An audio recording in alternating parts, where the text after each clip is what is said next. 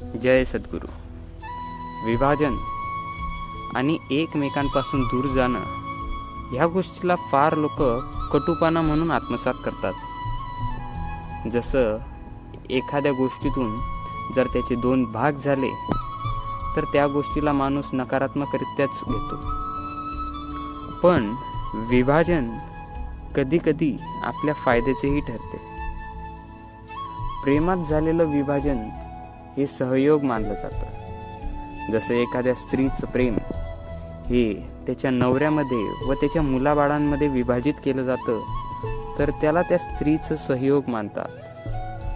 जसं एक पात्र जर तुटण्यावर आलं असेल तर दुसऱ्या पात्रामध्ये त्याला ढवळून व त्याचं त्यात विभाजन करून त्याला एक नवीन निर्माण्य दिलं जातं.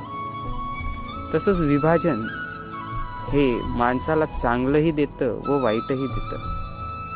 फक्त विचार करावा तो हा की कोणत्या गोष्टीतलं विभाजन हे चांगलं असेल. आणि कोणत्याही व्यक्तीमध्ये झालेलं विभाजन माणूस नकारात्मकरित्या घेतो, त्याचा शोक करतो आणि त्याला वाटतं की हे विभाजन का झालं.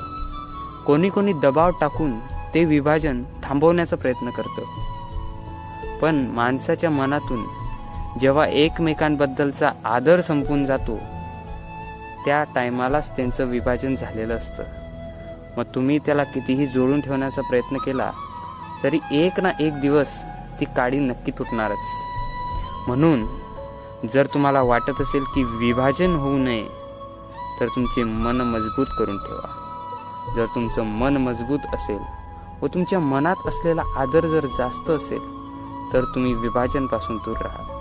मित्रहो, भेटूयात पुढच्या व्हिडिओमध्ये एका नवीन आशय व आक्षेपासोबत. तोपर्यंत जय जय रघुवीर समर्थ.